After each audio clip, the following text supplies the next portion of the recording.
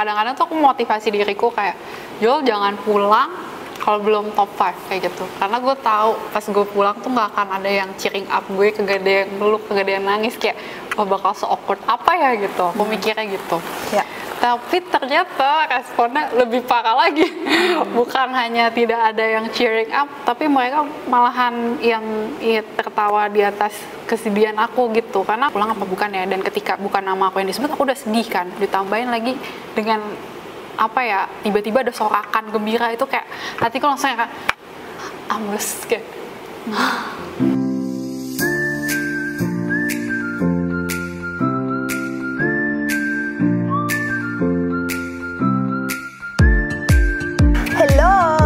Welcome back again to my YouTube channel. Dan sekarang kita ngobrol-ngobrol asik, ngobrol-ngobrol seru. Mungkin kemarin banyak banget yang request, karena setelah ngobrol-ngobrol bareng Audi di Bali, ternyata banyak banget yang request untuk supaya fair katanya.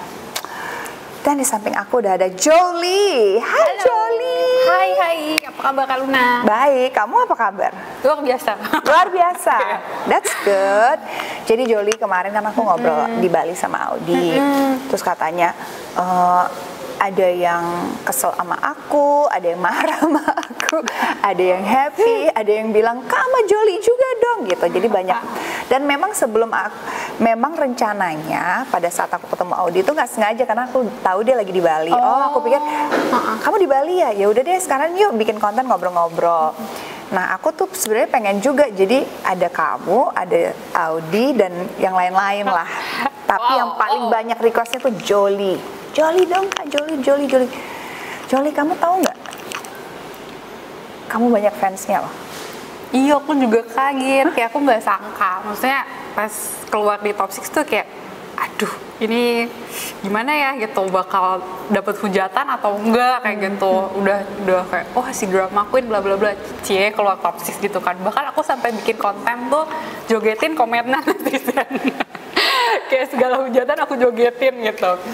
Tapi ternyata malahan pas aku keluar di top 6 itu, menurut aku itu kekalahan yang membawa kemenangan gitu loh. Ternyata kekalahan yang membawa kemenangan. Iya. Coba dijelaskan apa itu?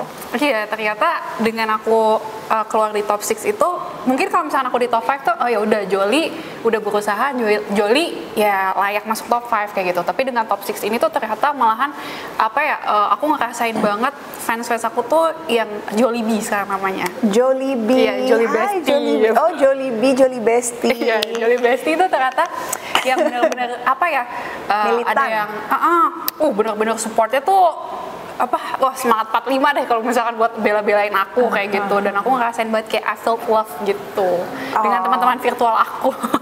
Oke, dan justru dengan kamu keluar di top 6 itu fans Jollibee ini tambah banyak. Oh, itu iya, dan hari H keluar itu kan aku nobar sama teman-teman kan. Wah, kayak what gitu, sosial mediaku langsung handphone bener-bener apa, satu malam tuh naik 100k, terus TikTokku naik hampir 100, YouTube aku naik 30.000, kayak what gitu kayak sorry sebelum kamu ikutan INTM, maaf, sebelumnya kan kamu udah banyak ikutan ajang kompetisi juga kan. Aku lihat kamu di apa tuh yang presenter berita kalau nggak salah, itu juga pernah. Terus apa lagi?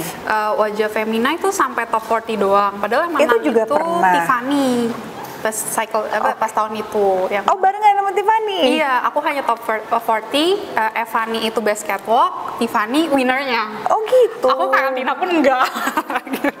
Oke, jadi kamu udah berbagai ajang kompetisi, kamu udah ikutin. Bahkan Asian Next Top Model aku juga daftar. Asia. Dan kemarin aku baru aja posting di sosial media, dan ternyata lumayan banyak respon gitu. Wah, ternyata kakak daftar gitu. Aku kasih lihat emailnya segala macam. Ini aku nggak omdo, aku ada buktinya kayak gitu. Intinya sampai ke tahap interview sama Beach House Production di Singapura pada tahun 2014 waktu itu, 7 tahun lalu. Tapi karena aku waktu itu terikat sama manajer abal-abal, karena aku masih polos banget pertama kali masuk ke entertain kayak gitu. Jadi aku percaya aja, nggak boleh Jolie, harus lepas kayak gitu. Nanti kamu gak laku kalau misalkan ada foto pakai bikini atau apa. Ya I trust you kayak gitu. And then I let it go. Dan 7 tahun kemudian baru bisa nih masuk ke INTM. Oke, so gini, jadi di semua ajang kompetisi yang kamu ikutin, yang paling responnya luar biasa itu adalah INTM yang Cycle 2 ini. Dan I never thought. Oke, you never thought. Ya. Menurut kamu kenapa attentionnya sebesar ini? Dari sisi kamu aku pengen tahu. Aku nggak tahu sih, kayak karena benar-benar masuk ke sana tuh aku bilang berkali-kali aku nggak muluk-muluk. At first aku bahkan ngobrol sama Helen tuh pas pertama kali pas audisi segala macem, kayak kita top 18, top 17. Oh, itu ekspektasi di awal. Iya, karena aku tahu aku nggak bisa ketok gitu. Ya, which is sampai sekarang juga aku nggak tahu gimana pelajarannya. udah goodbye, udah menyerah saya. And then turns out kan in the first episode the B Challenge, wah itu benar-benar yang hype banget. Terus ternyata dulu tuh hashtagnya Tim Joli itu ternyata nge-booming kayak gitu. Aku juga nggak percaya gitu, kadang-kadang I have to pinch myself gitu. Betul. Menurut kamu kenapa sih bisa sampai semilitan itu? I don't Is it know, because you're beautiful atau your personality atau apa gitu? Atau mungkin I think kalau menurut aku sih personality kamu. Aku nggak tahu menurut kamu, kan kamu yang membaca komen-komen dari teman-teman Jollibee itu gitu. Iya, mungkin ya dari personality bener juga sih Kak. Soalnya kayak at first ada yang suka banget, terus tiba-tiba ada yang mulai hujatan datang ketika ada konflik siram menyiram kayak gitu.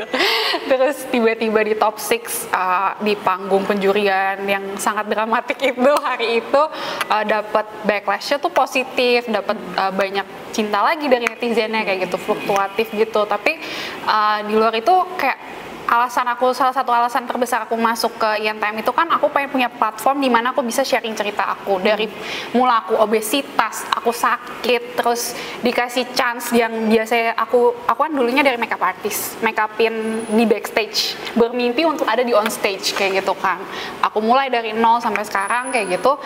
Itu kayaknya selama tersampaikan ke penonton, selama aku udah bisa memberikan semacam motivasi atau apapun itulah ya, itu udah berarti goal aku tuh udah tercapai kayak gitu. Dan sepertinya ada banyak sekali penonton atau Jollibee yang can relate with my story. Mungkin itu salah satu alasan. Wow. Oke. Jelas balik sedikit ya. Iya. Kamu masuk ke INTM menjadi 18 besar, finalis, dan masuk ke karantina.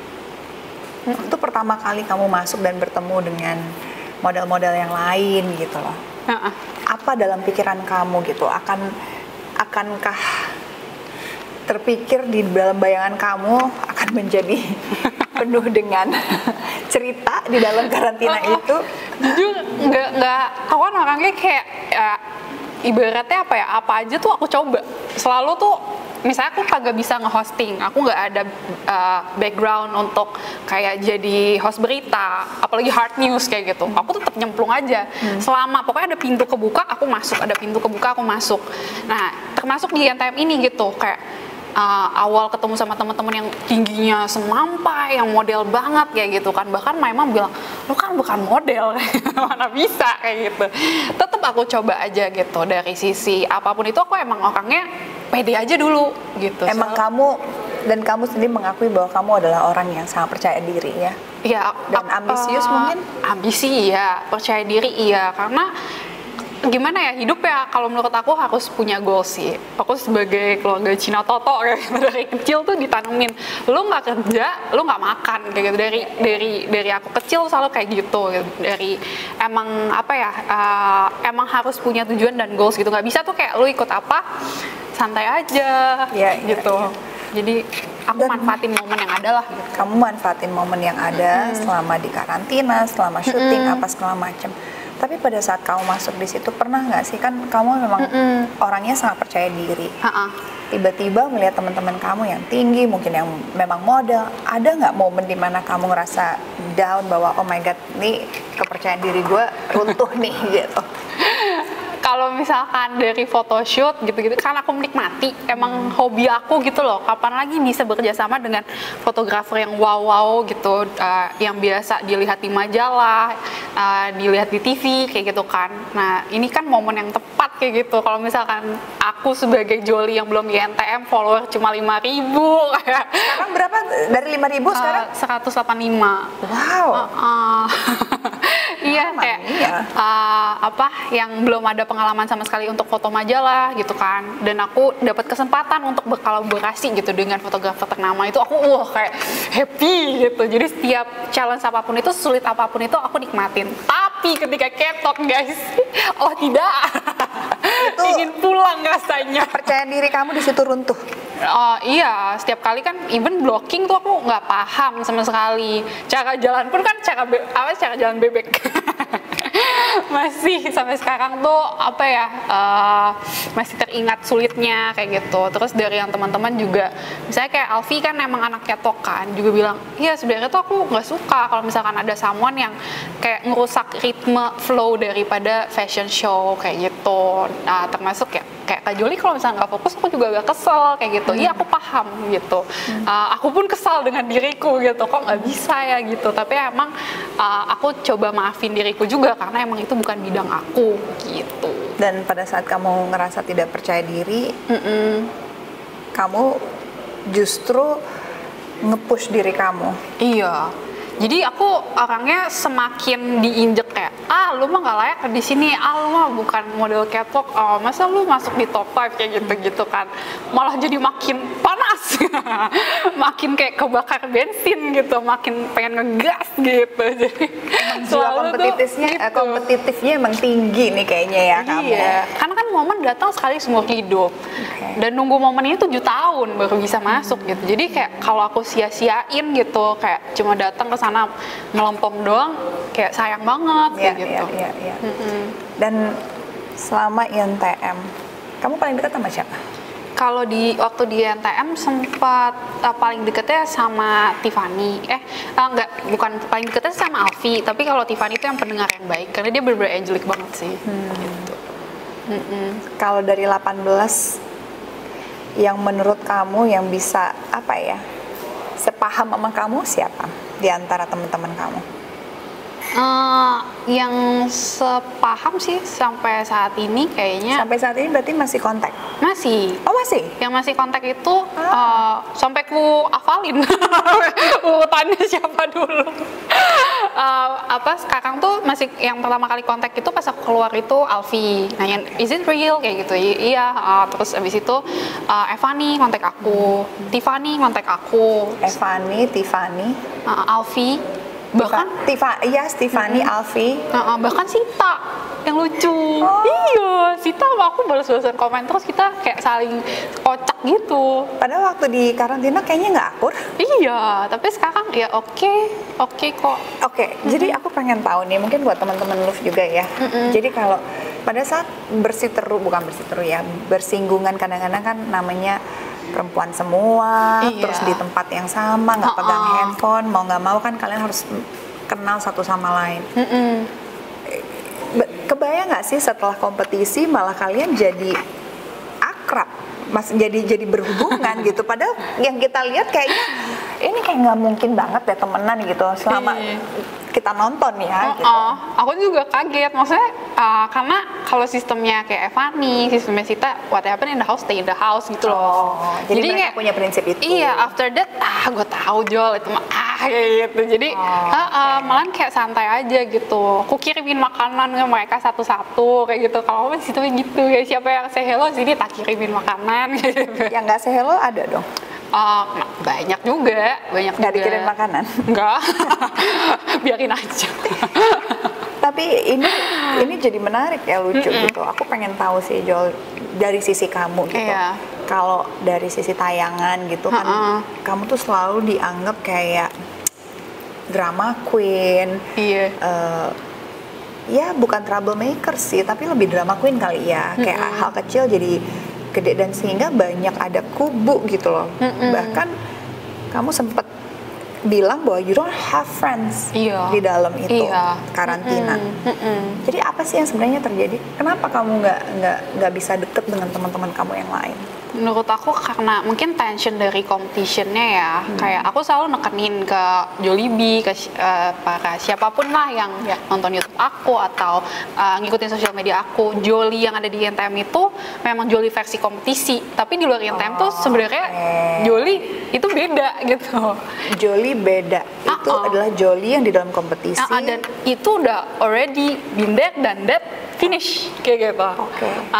Jadi yang Jolly di luar kompetisi itu yang seperti apa sih? Sebenarnya tipenya aku secuek itu, misalnya aku Slack, aku kayaknya secara personality nggak nyambung nih sama nih orang. Cukup paling aku nggak akan main sama dia kayak gitu. Tapi ya ngapain juga drama kayak gitu. Justru aku menghindari drama. Tapi di sana kamu menghindari drama kalau di real life. In real life, but in that time mana bisa menghindari drama. 24/7 kita bareng sama orang itu. Suka tidak suka ya harus jalanin kayak gitu. Dan ternyata ya secara natural hukum alam ya, karena collage terus gitu. Tapi ya after that ya udah set aside sih. Kalau aku tipenya kayak gitu. So jadi kamu kalau di sana tidak bisa menghindari drama. So do you create drama? Kan according to teman-teman kamu create drama atau it happens because ini ada sebabnya, ada akibat gitu. Iya, menurut aku sih hukum kausal gitu, ada sebab akibat. Maksudnya dari lingkungannya juga, the drama comes to me and then I receive the drama and then I go with the drama. Gitu. Kamu play along lah gitu. Play along, betul.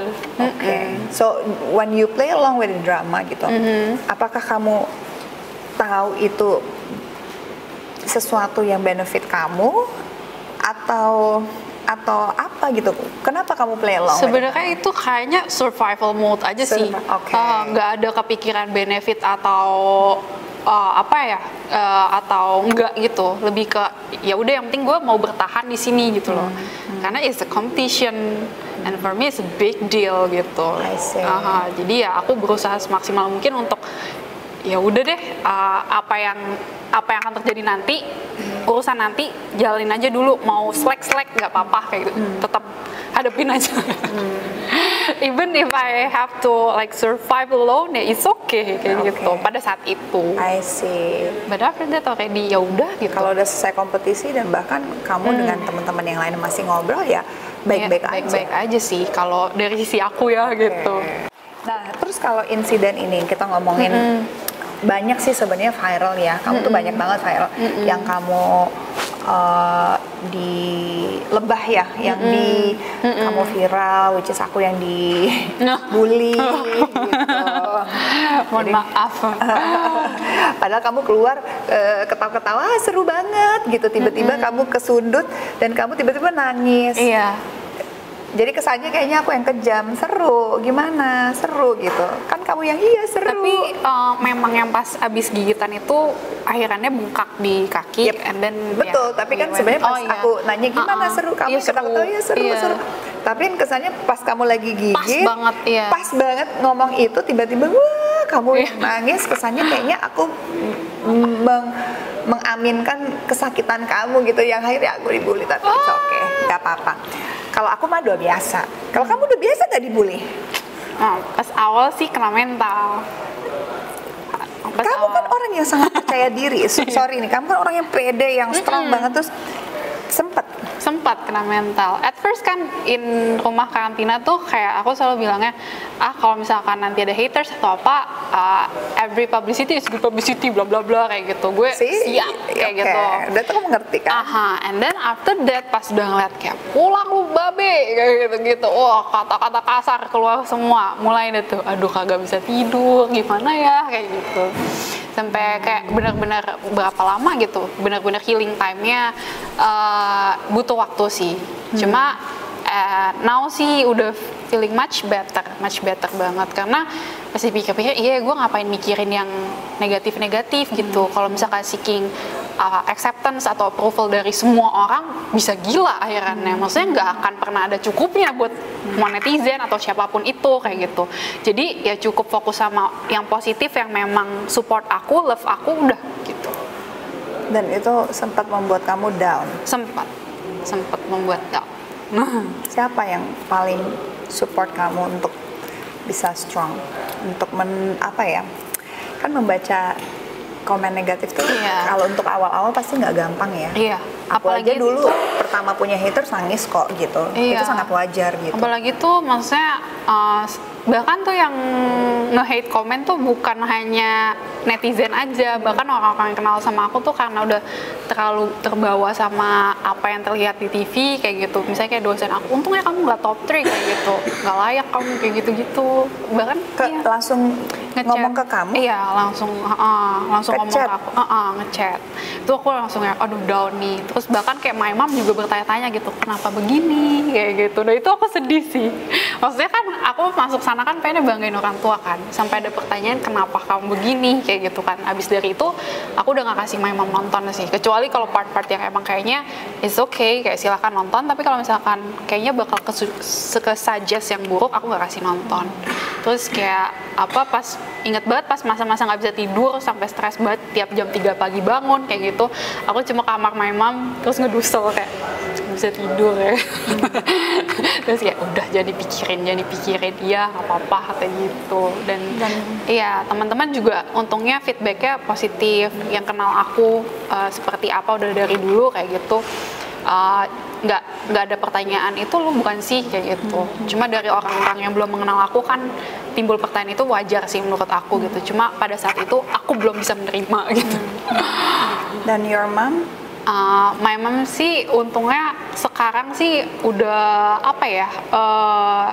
kayak happy sih ngelihat aku, maksudnya saya udah fokus ke kerja lagi, udah bukan Jolie NTM lagi kayak gitu. Sekarang tuh lagi proses membuild nama Jolie yang lebih daripada Jolie NTM.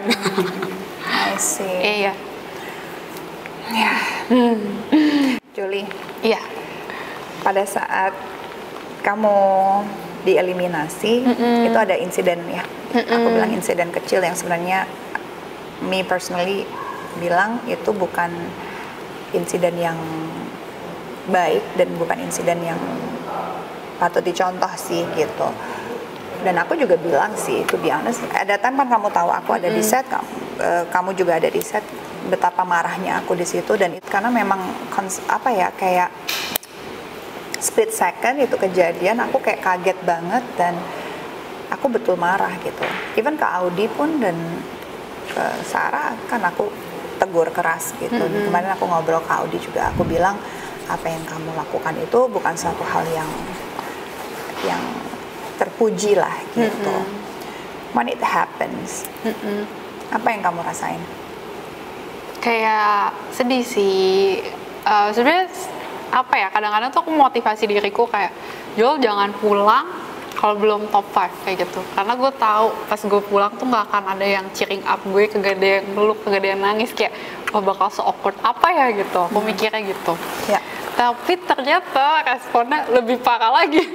Bukan hanya tidak ada yang cheering up, tapi mereka malahan yang tertawa di atas kesedihan aku gitu. Karena aku waktu itu juga masih 50-50, gue yang pulang apa bukan ya, gue pulang apa bukan ya. Dan ketika bukan nama aku yang disebut, aku udah sedih kan. Ditambahin lagi dengan tiba-tiba ada sorakan gembira, itu kayak hatiku langsung kayak ambles kayak cuma bisa ngela napas doang gitu. Sampai akhirnya Kak Luna di sana bukan stand up for me sih, tapi menegur, maksudnya it's not polite gitu. Aku ngerasa oh thank God gitu. There's at least like someone di sana tuh yang bisa relate sama kesedihan aku itu gitu. Di luar apa yang terjadi di drama itu, maksudnya siapapun yang pulang, even though aku nggak suka, aku nggak akan melakukan hal itu, nggak akan cheering up. Ya. Seperti itu. Aku maksudnya I honestly ya, aku berpikir itu sesuatu hal yang tidak terpuji. Tapi aku tanya Audi, apa Why? Dia bilang itu kayak refleks, kayak nggak disengaja, yang dia bilang udah memendam lama. Emangnya apa yang terjadi sih antara kamu sama Audi sehingga refleks dia untuk apa ya, action yang keluar itu seperti itu gitu. Apa yang membuat dia seperti itu? Aku mencoba menjadi penengah. Aku tidak tidak mengamini perbuatan dia. I strongly bilang sama Audi, it's not something you should be proud of. Tapi I ask her like, what's going on? Apa? Dia bilang itu refleks aja. Karena banyak kependem antara kalian, ada sesuatu yang mungkin membuat dia tuh jadi kayak seperti itu gitu. But from your side, what's really happening sih? Apa yang terjadi di antara kalian? Honestly, maksudnya kalau dari akunya sih sebenarnya everything that happen in there, segala macam slack atau clash itu hal yang wajar terjadi karena personality kita tuh beberapa memang termasuk aku tuh orang yang keras, didikan keluarga aku keras, kayak gitu, lingkungan aku keras, dan nggak bisa tuh sifat yang udah ke-build up 27 tahun itu kayak diubah jadi tiba-tiba kalem atau gimana gitu. Aku nggak bisa moles diri untuk tiba-tiba bukan karakter aku gitu. Pasti karena kita kan satu rumah tuh lama, nggak mungkin karakter asli tuh nggak keluar kayak gitu kan.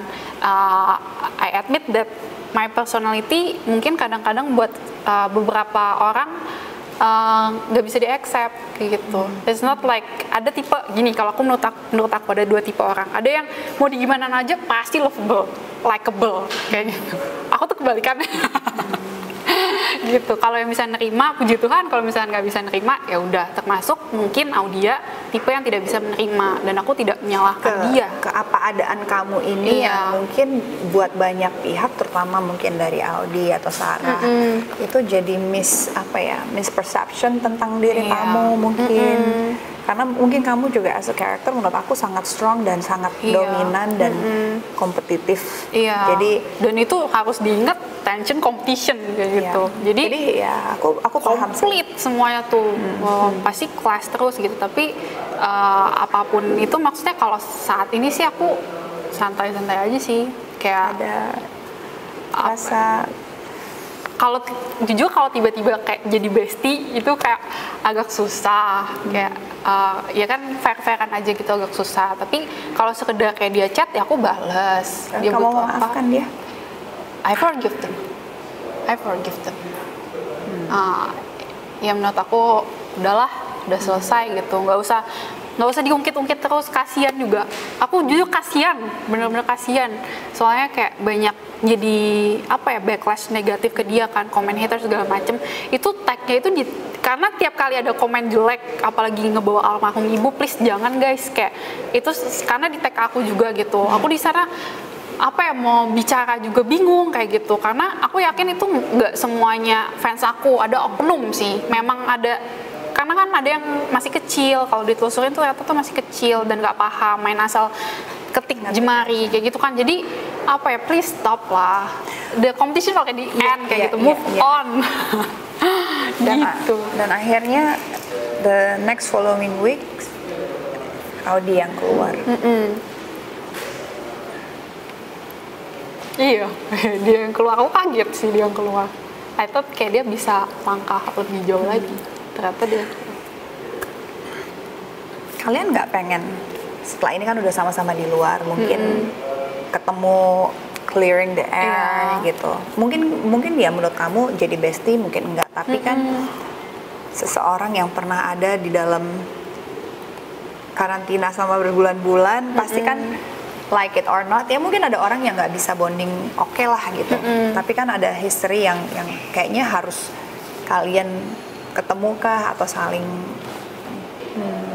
tiba-tiba datanglah chat dari Audi duluan. Audi ngechat aku terus kayak minta maaf kalau ada salah segala macam. Aku pun merespon ya aku juga minta maaf karena aku juga banyak banget salah.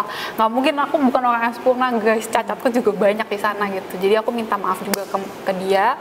Terus ya menurut aku itu udah clear sih. Jadi kalau kamu udah clear. Dari akunya, kalau dari sisi akunya dengan Sarah dan Audi udah clear gitu. Tapi kalau misalnya kayak untuk ketemu, untuk jadi bestie segala macam, nggak dulu deh. Aku lagi fase waras guys. nggak mau jadi ngungkit-ngungkit yang trauma-trauma yang lalu kayak gitu. Aku paham di sini, Sita pun paham. Sita tuh ngechat aku hanya untuk mengingatkan, gue tahu ini tuh di sini bukan hanya satu orang yang tersakiti, tapi tiga-tiganya gitu. Mau siapapun itu, berat tersakitinya nggak tahu levelnya seberapa gitu, tapi tiga-tiganya sakit gitu. Jadi menurut aku udah sih set aside drama-drama yang terjadi di sana. Jangan mengharapkan tiba-tiba jadi bestie, cuma at least dari aku aja ya udah gitu. Lupakan guys, lupakan. Fokus ke masa depan, jangan masa lalu. Fokus kepada masa depan ya, jangan ke masa lalu. Jadi masa depan seorang Jolie apa nih? Pokoknya aku nggak akan berhenti sampai di sini doang sih. Aku selalu bilang ke netizen aku kayak, haters siap-siap muntah lihat aku terus. Iya, karena aku masih semangat banget kayak apa ya. Justru ini tuh kayak fase dimana, karena kan aku sempat quarter life crisis umur 25 kok. Ya emang ada kerjaan iklan kayak gitu, tapi kayak stuck di situ aja gitu. Salah gue di mana ya Tuhan gitu, kayak gue udah usaha, talenta gue ada nih gitu, kok nggak bisa ya kayak gitu, kok nggak kayak debut kayak gitu kan. Nah ternyata di umur 27 ini baru dijawab nih sama Tuhan gitu, meskipun agak telat. Semangatnya kayak pengen ini pengen itu, masih banyak banget project yang menunggu kayak gitu. Jadi kayak semangat banget sih aku. Ya, aku juga semangat deh buat kamu. Thank you ya Jolie udah sharing. Terima kasih banyak. Tapi sama. Kalau dari aku sih, yang penting kalian baik-baik aja. Masalah nanti bisa jadi bestie atau enggak, at least no grudge. Jangan di hati tuh nggak ada apa ya. Gimana sih gitu? Karena kan mungkin aku paham di dua sisi, di kamu sebagai orang yang disorakin, sebagai seorang yang itu pasti rasanya nggak enak dan merasa kayak dihianatin ya gitu. Tapi dari sisi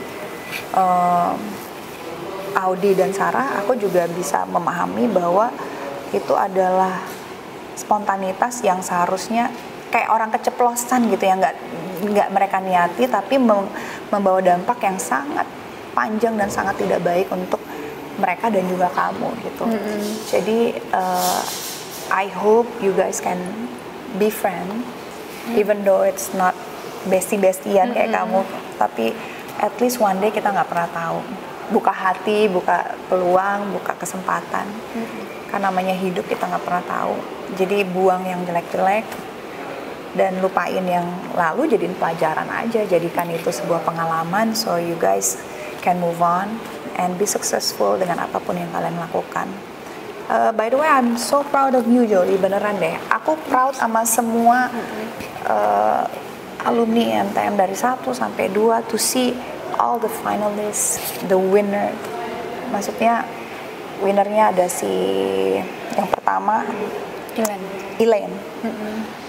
Aku seneng banget ngeliat progresnya, ada Gea gitu, dan semua berkembang. Dan I hope yang ada di MTM Cycle 2 siapapun nanti yang menang ya, kita belum tahu kan, sekarang masih ada top 2 ya.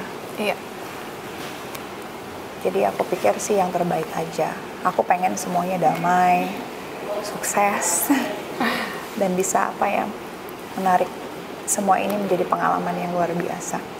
So good luck Jolie. Thank you for sharing ya. Ya, aku yang terima kasih. Jangan kapok. Semangat. Semangat. Iya. Dan stop bullying guys. Nggak ada tim ini, tim itu, tim itu. It's already done. The competition already done. Mereka semua teman gitu loh. Dan ya namanya kompetisi pasti akan ada tingkah-tingkah yang membuat kita jadi wah gitu.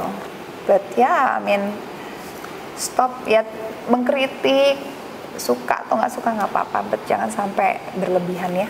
Terutama kemana aku juga ngobrol sama Audi, bulian yang diterima sampai ke pihak keluarga gitu ya. By the way, oke, last question. Iya. Emang aku kalau di Ian Time tuh ada menganak emaskan siapa? Enggak juga sih. Enggak sih, kalau aku ngeliatnya Kaluna netral aja. Maksudnya kayak Malah kadang-kadang aku belain kamu loh. iya, kalau di mah- backstage tuh kalau aku pas lagi nggak bisa Enggak, catwalk soalnya tuh aku Kaluna dibilang anak emasnya siapa gitu. Kamu tuh udah pengen dikeluarin sama beberapa juri. Oh, iya. Cuma aku bilang bentar nih fotonya bagus-bagus. Nggak tahu aja. Jadi pada bilang, oh Luna menganak emaskan ini, itu. Tapi lucu, memang netizen tuh kayak bikin puzzle sendiri. Oh, Jolie anak kesayangan Mas Panca kayak gitu misalnya.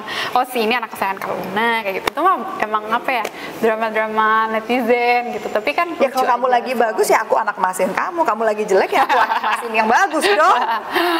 Gimana sih? Anyways, thank you so much. Aku yang terima kasih ya. Sukses, salam buat keluarga semuanya. Iya, thank you. Thank you, love. See you next episode.